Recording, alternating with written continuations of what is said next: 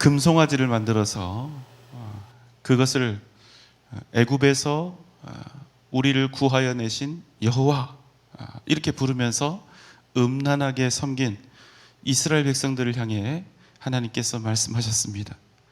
이제 나는 너희와 함께 가지 않겠다. 왜요? 하나님은 그 어떤 더러운 죄악과 패역도 절대로 간과하실 수가 없는 분이기 때문입니다. 왜 그렇죠? 하나님은 거룩하신 하나님이시기 때문에. 참 모순되는 논리가 하나 만들어지는데요. 만약 하나님께서 이스라엘이 어떤 죄를 짓는다 할지라도 무조건 용서하신다면 하나님께서는 은혜의 하나님으로는 존재하실 수가 있지만 악을 허용하시는 하나님이 되기 때문에 더 이상 거룩하신 하나님이 되실 수가 없는 것입니다. 그럼 어떻게 될까요? 악을 눈감아주는 하나님, 어떤 상황 속에서도 절대로 선하지 않은 하나님, 절대로 하나님은 선하신 분이어야 하는데 선하지 않은 때가 존재하는 하나님, 그 하나님은 여러분 하나님이 되실 수가 없는 것입니다. 자, 그럼 반대의 상황은 어떻습니까? 하나님은 거룩하신 하나님이십니다. 어떤 악도 어떤 죄도 용납하실 수가 없습니다. 그래서 이스라엘이 범죄하는 족족 그 죄에 합당하게 반드시 징계하시고 심판하신다. 여러분, 그럼 어떻게 될까요? 이스라엘이라고 하는 민족은 곧 얼마 지나지 않아서 아마 지구상에서 완전히 사라져야 할 것입니다. 그럼 여러분 어떻게 되죠? 그분은 정의로운 하나님은 되실 수 있지만 더 이상 은혜의 하나님은 되실 수가 없는 것입니다. 자기 백성도 지키지 못하는 하나님이 되는 거예요. 그래서 하나님이 고민하시는 겁니다. 내가 과연 이 패역한 민족 이스라엘과 계속해서 동행할 수 있을까? 바로 이때 모세가 이제 하나님 앞에 엎드려서 간청하면서 애원을 하죠. 뭐라고 했습니까? 주여, 제발 이 족속을, 이스라엘을 주님의 백성으로 여겨주옵소서. 주님의 백성으로 여겨주옵소서. 이렇게 한 겁니다. 이에 대한 하나님의 답입니다. 출애굽기 33장 14절입니다. 여호와께서 이르시되 내가 친히 가리라. 내가 너를 쉬게 하리라. 하나님께서 당신의 마음을 돌리신 것입니다. 그리고 말씀하셨습니다. 내가 친히 너희와 함께 가리라. 그런데 여러분, 거듭 말씀드리지만 하나님께서 당신의 마음을 돌리셨다는 것은 그저 일시적으로 지금 처한 상황에서 당신의 마음을 잠시 바꾸셨다, 이런 의미가 아니라 단지 너희와 길을 같이 가겠다, 이런 단편적인 뜻이 아니라 이제부터 이스라엘이 행하는 모든 연약함과 죄악에 대해서 거룩하신 하나님께서 절대적인 책임, 영원한 책임을 지시겠다, 이런 의미가 되는 것입니다. 왜 그렇죠? 패역한 이스라엘과 하나님이 동행하시겠다는 것은 어떻게 해서든 그들을 품고 품어서 끝까지 가시겠다, 이런 뜻이기 때문입니다. 여러분, 어떻게 이렇게 단정지어서 얘기할 수 있을까요? 우리가 계속 반복하는 내용이죠. 하나님은 신실하신 분이기 때문에 당신께서 하신 말씀을 반드시 이루시고 성취하신다. 여러분, 우리가 어떻게 탕자 같은 인생을 살다가도 감히 하나님 앞에 돌아갈 수 있습니까? 그 이유는 하나님의 신실하심 때문입니다. 어떻게 우리는 지옥 같은 상황 속에서도 여전히 미래를 꿈꾸며 여전히 소망을 품을 수가 있습니까? 하나님의 신실하심 때문입니다. 하나님은 반드시 나를 구원하시고 나를 선한 길로 인도하신다. 여러분, 이 신실하심을 의지하는 것이 우리 믿음의 가장 중요한 기초가 된다는 사실입니다. 우리가 하나님께 받은 은혜가 무엇입니까? 하나님께서 우리를 무한히 책임지신다는 거예요. 어떻게 해요? 우리가 하나님의 뜻 안에 있든 뜻 밖에 있든, 우리가 하나님의 뜻대로 살든 우리가 막장 인생을 살든, 그럼에도 불구하고 하나님께서 우리를 무한히 책임지신다는 사실, 그것이 우리가 하나님께 받은 은혜입니다. 참다 안 되면 어떻게 해서라도요, 하나님 당신께서 직접 십자가를 지고 죽는 한이 있어도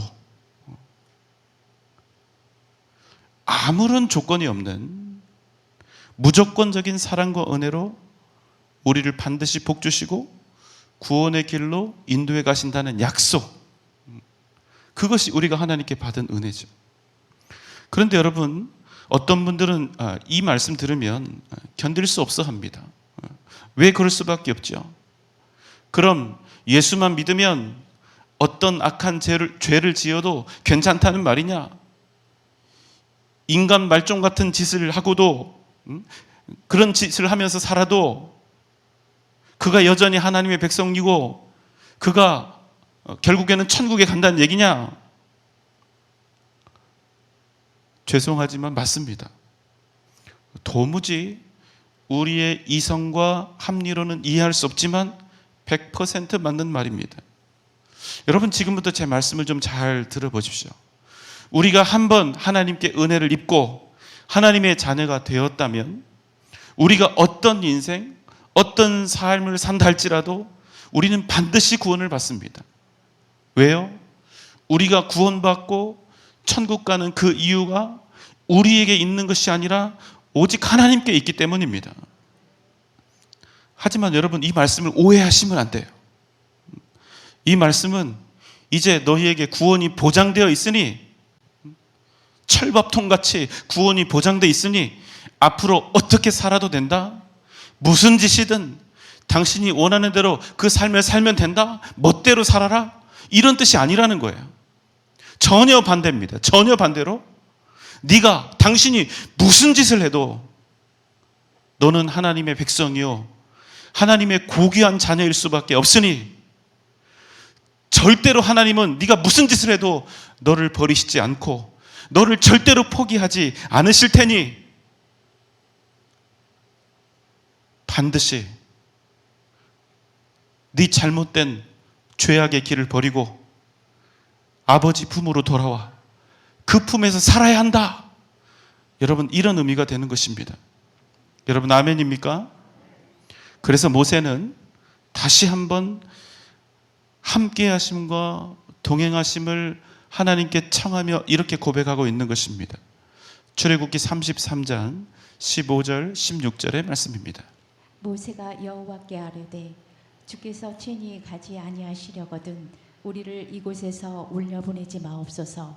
나와 주의 백성이 주의 목전에 은총 입은 줄을 무엇으로 알리이까? 주께서 우리와 함께 행하심으로 나와 주의 백성을 천하 만민 중에 구별하심이 아니니이까. 여러분, 지금 모세가 하나님께 이야기하고 있는 내용이 무엇입니까? 주여, 주님께서, 하나님께서 친히 우리와 함께 가지 않으시면 우리요 가나안 땅에 가지 않겠습니다. 하나님께서 함께 하지 않으시면 젖과 꿀이 흐르는 가나안도 필요 없습니다. 내 인생에 하나님이 없는데 그 젖과 꿀이 흐르는 가나안 땅이 우리에게 무슨 소용이란 말씀입니까? 그리고 뭐라고 말합니까? 나와 주의 백성이 정말로 주님의 은혜를 입었다면 무엇으로 우리가 그것을 알겠습니까? 이런 말이에요. 답은 뭡니까? 주님께서 우리와 함께 하심, 그것으로 우리를 천하 다른 민족들과 구별하심이 아닙니까? 이렇게 얘기하는 거예요. 그러니까 우리가 하나님의 백성이라는 증거는 하나님이 우리와 함께 하신다는 그 사실인데, 하나님이 우리와 함께 계시지 않으면 우리가 뭐냐는 거예요. 아무것도 아니라는 겁니다. 그래서 여러분, 모세가 지금 하나님 앞에서 고백하고 있는 은총, 그 은혜의 핵심은 무엇입니까? 젖과 꿀이 흐르는 풍요의 땅 가나안을 얻는 것입니까? 아니요. 무탈하고 건강하고 부유하게 사는 것입니까? 아니요. 그렇지 않습니다. 그럼 무엇입니까? 그 은총의 핵심은 뭐냐? 주님께서 우리 이스라엘과 함께 하심. 이보다 더 큰 은혜, 이보다 더 큰 축복, 이보다 더 큰 능력은 없다고 지금 고백하고 있는 것입니다. 모세의 이 간절한 고백을 듣고 하나님이 말씀하시지요. 출애굽기 33장 17절입니다. 여호와께서 모세에게 이르시되 내가 말하는 이 일도 내가 하리니 너는 내 목전에 은총을 입었고 내가 이름으로도 너를 알미니라. 뭐라고 하십니까? 내가 너의 이름을 알고 있다. 내가 너의 이름을 알고 있다. 너는 분명 나에게 은혜를 입었다. 자, 여러분, 이제 하나님은 이스라엘이, 모세가 하나님께 은총 입은 것을 무엇으로 증명해 내실까요? 모세와 이스라엘을, 하나님 당신의 백성들을 하나님께서 결단코 떠나지 아니하심으로 그것을 증명하신다는 사실입니다. 어떻게 해요? 당신의 생명을 기꺼이 내놓으시면서까지 말이죠. 18절 말씀입니다. 모세가 이르되 원하건대 주의 영광을 내게 보이소서. 그때 이제 모세가 하나님께 요청하는 겁니다. 주님의 영광을 내게 보여주시옵소서. 내가 주님의 얼굴을 보고 싶습니다. 사실 여러분, 우리도 하나님께 간절하게 바라는 바 아닙니까? 하지만 여러분, 성경 말씀을 한번 떠올리면서 생각을 해 보십시오. 성경에 등장하는 그 누구도 하나님께 당신의 영광을 보여달라, 그 얼굴을 보여달라 이렇게 요청하지 않았습니다. 오히려 하나님을 만났던 그 믿음의 사람들의 고백은 하나같이 어떠했었지요? 이사야 6장 5절입니다. 그때에 내가 말하되 화로다 나여 망하게 되었도다. 나는 입술이 부정한 사람이요 나는 입술이 부정한 백성 중에 거주하면서 만군의 여호와이신 왕을 배웠음이로다 하였더라. 여러분, 이사야 선지자가요, 하나님께서 세우신 위대한 선지자가 아닙니까? 그런데 이사야조차도 하나님을 대면하는 일이 너무나 두려웠다는 거예요. 그래서 뭐라고 대답합니까? 그가 화로다, 내가 이제 망하게 되었다 이렇게 얘기하는 겁니다. 왜요? 더러운 죄인이 거룩하신 하나님을 배웠으니 이제 나는 죽었구나, 그렇게 고백하는 겁니다. 창세기 32장 30절입니다. 그러므로 야곱이 그곳 이름을 브니엘이라 하였으니 그가 이르기를 내가 하나님과 대면하여 보았으나 내 생명이 보존되었다 함이로라. 지금 이 본문은 야곱이 야복 강가에서 하나님을 만난 후에 고백한 것입니다. 내가 거룩하신 하나님을 만났으나 죽음을 면했다는 거예요. 안 죽었다는 겁니다. 이 상황과 이 일이 너무나 놀랍고 너무나 신기하고 너무나 고마워서 그곳의 이름을 뭐라고 얘기합니까? 브니엘 이렇게 바꿔서 부르죠. 하나님의 얼굴이라는 뜻입니다. 내가 하나님의 얼굴을 보았지만 죽임을 당하지 않았다, 죽지 않았다, 이런 뜻이죠. 주님을 만난 베드로의 첫 번째 고백은 무엇이었습니까? 누가복음 5장 8절입니다. 시몬 베드로가 이를 보고 예수의 무릎 아래에 엎드려 이르되 주여 나를 떠나소서 나는 죄인이로소이다. 베드로가 이야기하죠. 주님을 처음 만나고 주여 나를 떠나소서. 왜? 나는 죄인이니까. 너무나 두렵고 무서웠기 때문입니다. 그런데 여러분, 오늘 본문에서 모세는 뭐라고 얘기합니까? 하나님께 당신의 영광을 보여달라 이렇게 이야기하는 겁니다. 간이 뭐 밖으로? 배 밖으로 나온 거예요. 그런데 어떻게 해요? 무엇에 대한 확신이 있기 때문에 지금 모세가 하나님께 당신의 영광을 보여달라고 이야기할 수 있지요. 나는 죄인이고 나는 도저히 하나님 앞에, 거룩하신 하나님 앞에 설 수 없는 더러운 죄인이지만, 그것이 너무나도 분명하지만 그럼에도 하나님은 내게 반드시 은혜를 베풀어 주실 것이다. 그러므로 내가 하나님을 뵙는다 할지라도 내가 죽는 일은 결코 없을 것이다. 은혜에 의지하고 있는 거예요. 은혜. 바로 이 자신감이 생긴 것입니다. 여러분, 우리도 마찬가지죠. 우리 역시도 겁도 없이 매일 뭐라고 기도합니까? 하나님을 만나겠다고 기도하는 거예요. 주님을 만나고 싶다고 이야기합니다. 그러나 여러분, 사실 이건 원래 엄청나게 두려운 말입니다. 심판받아 마땅한 죄인이 거룩하신 하나님께 그 영광을 보여달라고 할 수 있습니까? 없는 거예요. 왜요? 그런 말은 목숨 내놓고 목숨 걸고 해야 하는 요청이기 때문입니다.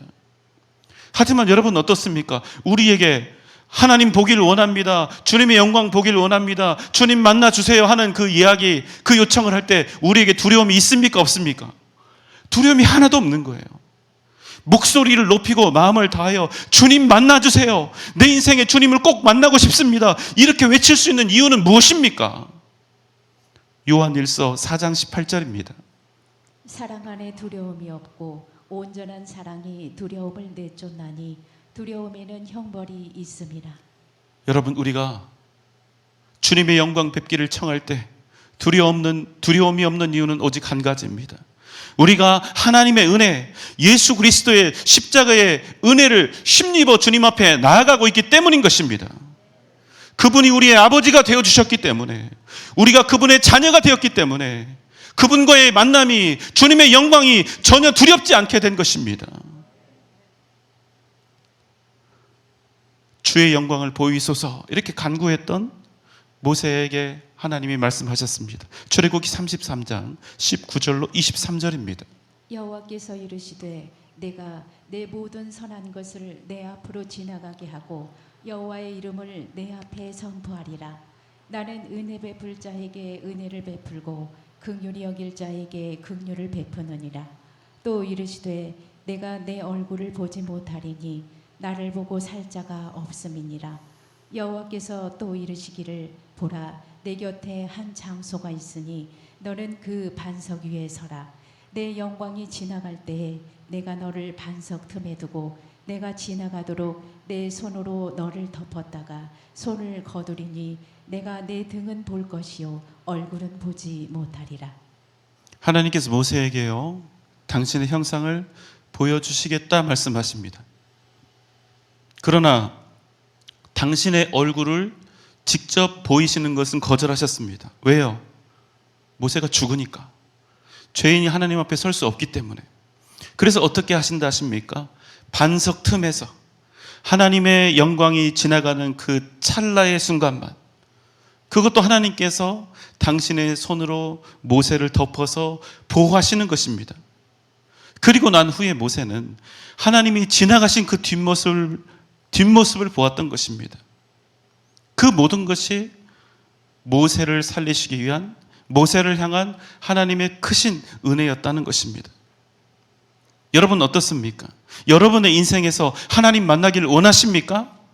여러분 인생에서 주님의 영광 보기를 진정 원하십니까?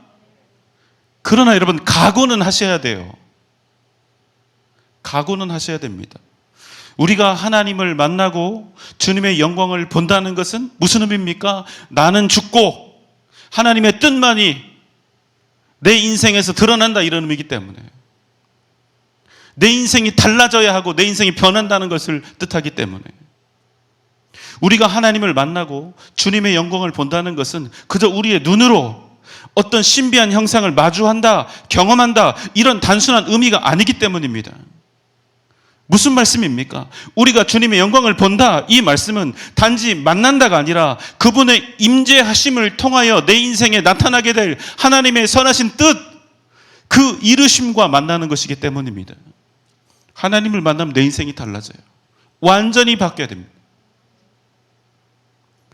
주님의 영광을 경험한다는 것은 그저 주님이 어떻게 생겼는지 눈으로 보는 것만으로 만사 오케이, 이런 뜻이 아니라 하나님 당신의 뜻과 그 역사하심이 내 삶을 통하여 온전히 드러나는 것을 뜻하기 때문입니다.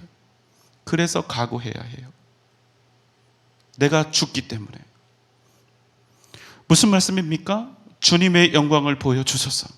나를 인격적으로 만나 주소서. 이렇게 하면서 내가 원하는 것들만 성취되고 이루어지기를 바라는 것은 결코 옳지도 않고 그렇게 되지도 않는다는 거예요.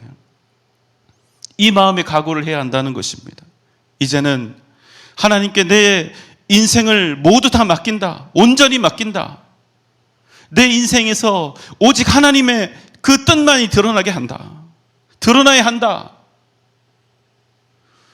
주님의 영광을 우리가 본다는 것은 이런 의미예요. 주님의 영광 속에는 하나님의 그 뜻과 영광이, 그 능력이 우리의 인생을 처음부터 끝까지 관통해버리는, 우리 인생을 완전히 꿰뚫고 지나가는 그 놀라운 역사와 이끄심이 반드시 포함되어 있는 것입니다. 그렇다면 여러분, 정말로 우리가 하나님의 영광을 만나고 하나님의 영광을 경험하기 원한다면 그 사람의 진실한 고백은 무엇이어야 합니까? 그저 하나님을 내 눈으로 보게 해주소서? 아니요, 이러면 안 된다는 거예요. 주님 영광 못 만나요. 주님 만나게 해주세요. 주님 어떻게 생겼는지 보고 싶습니다. 이런 의미가 아니라는 거예요. 주님의 영광을 진짜 보기 원하는 사람은 내가 원하는 것, 내가 바라는 것이 아니라 나를 통하여 나를 꿰뚫고 지나가고 나를 관통하는 그 하나님의 선하신 뜻이 내 인생에서 온전히 드러나길 원합니다. 내가 원하는 것이 아니라 하나님의 뜻이 내 인생에서 온전히 드러나길 원합니다. 이렇게 고백하는 사람이 주님의 영광을 만나게 되는 것입니다. 이것을 구하는 거예요. 주의 영광을 보이소서. 이 말의 뜻은 무엇입니까? 주님의 영광을 보면 내 인생이 반짝반짝 빛날 것 같지요? 세상에서 돋보이고 뭔가 내 인생이 기쁨과 한의로 넘쳐나게 될 것 같고 내 인생의 모든 문제 다 해결될 것 같지요? 그러나 여러분, 주의 영광을 내게 보이소서. 이 말의 뜻은 자기를 세상에서 돋보이고 대단하고 부유하고 문제없는 사람으로 그냥 사람들이 봤을 때 반짝반짝 빛나는 어떤 그런 사람으로, 기쁨 넘치는 사람으로 그렇게 부유하게 만들어 달라는 얘기입니까? 그저 주님 나에게 나타나셔서 나 지금 슬프니까 위로해주고 힘 없으니까 힘 주시고 내 편에 서달라는 얘기입니까? 아니요. 주님의 영광을 만나는 일은 안타깝지만 여러분, 마냥 우리의 소원과 우리의 본성에 좋은 것이 아닙니다. 주님의 영광이 드러났기 때문에 내 인생이 깨질 수 있어요. 지금까지 살아왔던 내 평탄한 인생이 다 깨질 수 있어요.